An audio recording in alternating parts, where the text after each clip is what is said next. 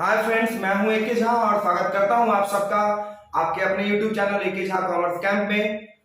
आज बात करने वाले हैं हम लोग एक विशेष टॉपिक के बारे में, एक स्पेसिफिक टॉपिक के बारे में जो मॉडर्न अप्रोच से आपको डेबिट और क्रेडिट के रूल्स के बारे में बताता है कि किसको डेबिट करना है। जब एक ट्रांजेक्शन हम करते हैं तो उसमें कम से कम दो एस्पेक्ट इफेक्टेड होते हैं।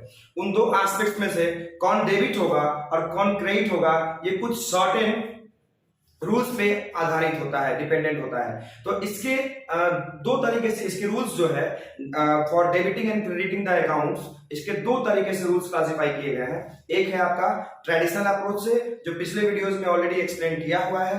आप जाके चैनल को विजिट कर सकते हैं और उस वीडियो को भी देख सकते हैं और उसको भी अपना प्यार दे सकते हैं। और दूसरा तरीका जो आज हम इस वीडियो के मार्फत से, इस वीडियो के थ्रू हम डिस्कस करने वाले हैं, इसका नाम है rules of debit and credit as per modern approach. Modern approach के तीन नाम होते हैं: मॉडर्न अप्रोच, इंग्लिश अप्रोच और अमेरिकन अप्रोच। तो मॉडर्न अप्रोच के अकॉर्डिंग अकाउंटिंग कैसे करेंगे और किस अकाउंट को डेबिट और किस अकाउंट को क्रेडिट करेंगे और कब करेंगे, किस सिचुएशन में करेंगे, चलिए आज इसी पे बात करने वाले हैं हम लोग। बहुत ही आसान सा, बहुत ही छोटा सा वीडियो होने वाला है, तो पहले आप लोग वीडियो के अंत तक बने रहेंगे और समझेंगे। खास करके जब बात करेंगे मॉडर्न अप्रोच में अकाउंट्स, ट्रेडिशनल अप्रोच में अकाउंट्स को दो कैटेगरी में बांटा गया है, पर्सनल और इम्पर्सनल। फिर इम्पर्सनल अकाउंट के दो कैटेगरी होते हैं, रियल एंड नॉमिनल। तो basically we can say that कि ट्रेडिशनल अप्रोच में अकाउंट्स को तीन कैटेगरी में बांटा गया है, personal, real and nominal. But modern approach में जब हम आते हैं तो मॉडर्न अप्रोच में अकाउंट्स को पांच कैटेगरी में बांटा गया है, पांच हेड में बांटा गया है। ठीक है, पहला asset, the properties, the wealth of the business, जिसको हम बोल सकते हैं। तो एसेट के बारे में जब चर्चा करेंगे, जब भी किसी ट्रांजैक्शन में एसेट अफेक्टेड होगा तो हम ये देखेंगे कि वो एसेट इंक्रीज किया है कि डिक्रीज किया है, सिर्फ इतना ही देखना है। जैसे ट्रेडिशनल अप्रोच में था ना, debit the receiver, credit the giver, debit what comes in, credit what goes out. And traditional और ये नॉमिनल का था, debit all expenses, losses and payments and credit all incomes, gains and revenues. ठीक है, उस तरीके से यहाँ नहीं करना है। यहाँ सिर्फ देखना है कि जो पर्टिकुलर अकाउंट है वो इंक्रीज हुआ है और डिक्रीज हुआ है, वेदर इट इज इंक्रीज और इट इज डिक्रीज। ठीक है, तो पहला है एसेट। एसेट अगर इंक्रीज करता है तो उसको हम लोग डेबिट करते हैं। क्या करते हैं? डेबिट करते हैं, राइट। और एसेट अगर डिक्रीज करेगा तो उसको हम लोग क्रेडिट करेंगे। अंडरस्टैंड? अगर मान लीजिए कि हम एक फर्नीचर खरीदे, मैं सारे अकाउंट्स के रूल्स बताने के बाद एक एक एग्जांपल सेट करके बताता चलूंगा। ठीक है, सपोज करिए कि हमारे पास कोई फर्नीचर हमने खरीद के लाया, एक फर्नीचर हम परचेज करके लाए। उस फर्नीचर का कॉस्ट जो भी था, कॉस्ट से मतलब नहीं रखते, कॉस्ट फर्नीचर खरीद के लाए और फर्नीचर हम नगद खरीद के लाए, कैश दे करके खरीद करके लाए। तो हमारा कैश जो है वो घट गया। कैश भी हमारा एसेट है और फर्नीचर भी हमारा एसेट है, तो कैश जो है सो घट गया। तो कैश भी एसेट है, कैश घटा तो कैश को क्रेडिट कर देंगे और फर्नीचर को क्या कर देंगे? डेबिट कर देंगे, क्योंकि कैश गया है और फर्नीचर आया। अगर मॉडर्न ट्रेडिशनल अप्रोच से भी चलेंगे तो भी फर्नीचर डेबिट होगा और कैश क्रेडिट होगा। ठीक है, फर्नीचर बढ़ गया, हमारे पास जो फर्नीचर था वो अब बढ़ गया, खरीद के लाए तो बढ़ गया, और कैश जेब में था या अकाउंट में था वो घट गया। ठीक है, इसलिए कैश को क्रेडिट करेंगे, फर्नीचर को डेबिट करेंगे। This is the first law. दूसरा है रूल, दूसरा है आपका लायबिलिटीज। लायबिलिटीज मतलब the payment which are to be paid in future to someone, या बिजनेस के द्वारा फ्यूचर में जो पेमेंट्स करने हैं उसको हम लायबिलिटीज के नाम से जानते हैं। सबसे पहले इसमें देखेंगे, इसमें भी इंक्रीज डिक्रीज देखना है। मैंने पहले ही आपको कहा है कि मॉडर्न अप्रोच में हमको कुछ दूसरा नहीं देखना है, सिर्फ ये देखना है कि इंक्रीज किया है वो अकाउंट या डिक्रीज किया है। तो जो भी लायबिलिटीज है, जैसे मान लीजिए कि लोन है, लोन बढ़ता है तो क्रेडिट करते हैं। क्या करते हैं? क्रेडिट करते हैं। और वही लोन अगर घट जाता है तो क्या करते हैं? डेबिट करते हैं। अगर लायबिलिटी घट रहा है तो डेबिट और लायबिलिटी बढ़ रहा है तो क्रेडिट। समझ के आसानी से समझ के आगे बढ़ेंगे, राइट। तीसरा है कैपिटल, पूंजी। इसका लिए दिया क्रेडिट इंक्रीज इन कैपिटल। अगर कैपिटल बढ़ा है तो उसको क्रेडिट करेंगे, अंडरस्टैंड।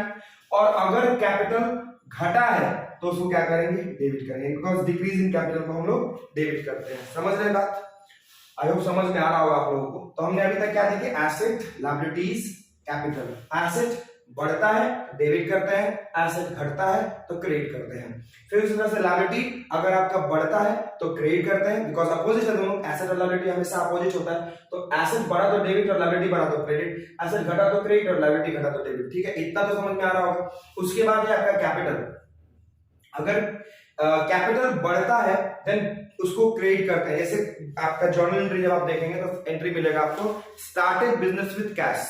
ठीक है, अब बिजनेस मैंने स्टार्टेड बिजनेस विद कैश, तो उसमें आपको आएगा दो अकाउंट डिफेक्टेड होगा, एक कैश और दूसरा कैपिटल। तो कैश आता है, कैश बढ़ रहा है बिजनेस में। जब हम बिजनेस में पैसा लगाते हैं, मान लो हम ही ने एक बिजनेस किया और कैश बिजनेस में इंट्रोड्यूस किया, तो कैश बढ़ा तो डेबिट करेंगे, बिकॉज कैश एसेट है। और कैपिटल एक अलग ही नेचर है क्या अकाउंट का। तो कैपिटल, अगर कैपिटल भी तो बिजनेस में बढ़ ही रहा है, बिकॉज कैश के थ्रू वो जो कैश है वो किस रूप में है, किस फॉर्म में है, वो कैपिटल के फॉर्म में है, then it is increase. Then हम इसको कैपिटल भी इंक्रीज किया तो उसको हम क्रेडिट करेंगे। तो एक एसेट था इसलिए वो बढ़ा तो डेबिट हो गया, और कैपिटल बढ़ा तो क्रेडिट हो गया। अंडरस्टैंड। अब आते हैं incomes and expense, incomes and revenues के बारे में बात करते हैं। मॉडर्न अप्रोच में ये भी एक अकाउंट बहुत इंपॉर्टेंट अकाउंट है। इसमें देखेंगे अगर इनकम बढ़ता है तो उसको क्रेडिट करते हैं, और इनकम अगर घटता है तो उसको डेबिट करते हैं। ठीक है सर, एक एग्जांपल देख लेते हैं। बिल्कुल देख लेते हैं, चलिए। कैश, मान लीजिए कि हमने रेंट रिसीव किया या सैलरी रिसीव किया। हम सैलरी रिसीव करते हैं, सपोज करिए कि हम कहीं पे जॉब करते हैं और हमको एक सैलरी मिलती है, तो हमारे बुक में हम उसको कैसे मेंशन करेंगे।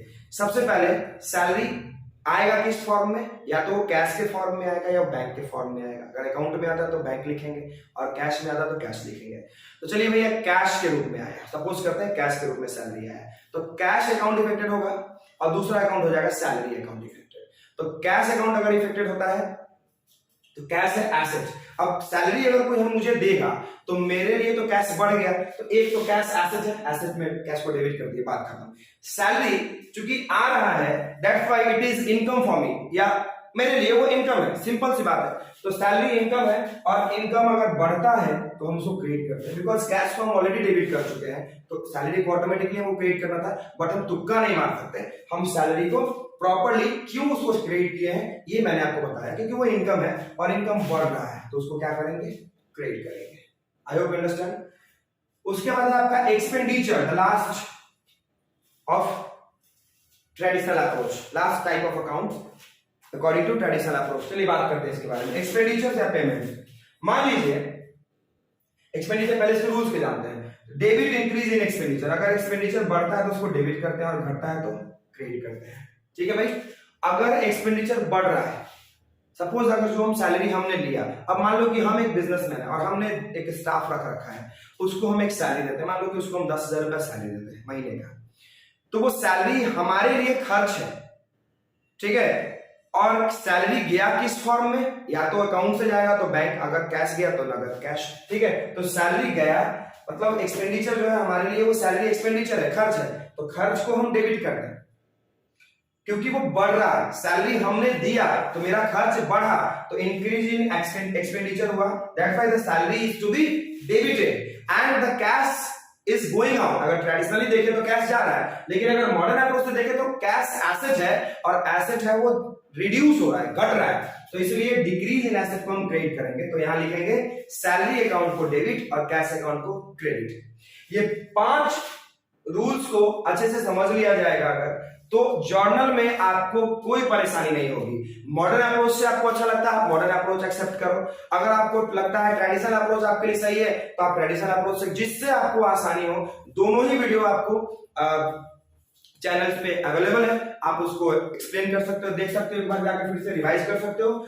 अगर बात करें मॉडर्न अप्रोच की, तो मॉडर्न अप्रोच में सिर्फ आपको इंक्रीज और डिक्रीज देखना है। ट्रेडिशनल अप्रोच में अगर बात करें तो तीनों अकाउंट का अलग अलग रूल है। आपको नेचर देखना होगा, नेचर के बाद उसका देखना होगा कि वो क्या हो रहा है, रिसीवर है, गिवर है, पर्सनल के अकॉर्डिंग। अगर रियल अकाउंट है तो वो आ रहा है या जा रहा है ये देखना है, कमिंग इन और गोइंग आउट। और अगर नॉमिनल पे बात करें तो देखेंगे वो एक्सपेंडिचर है, लॉस है, या इनकम है, गेन है। इन तीनों को देखना पड़ेगा। तो सिंपल सी बात है, अगर ट्रेडिशनल अप्रोच को छोड़कर मॉडर्न अप्रोच पे चले तो मॉडर्न अप्रोच का ये पूरा परफॉर्मा है, आप स्क्रीनशॉट भी ले सकते हैं। और वीडियो को अगर आपको समझ में आया हो तो वीडियो को लाइक, सब्सक्राइब और शेयर करना ना भूलें। और अगर आप चैनल पे नए हैं तो प्लीज बेल आइकन को हिट कर दें और चैनल को सब्सक्राइब कर दें। ठीक है, थैंक यू।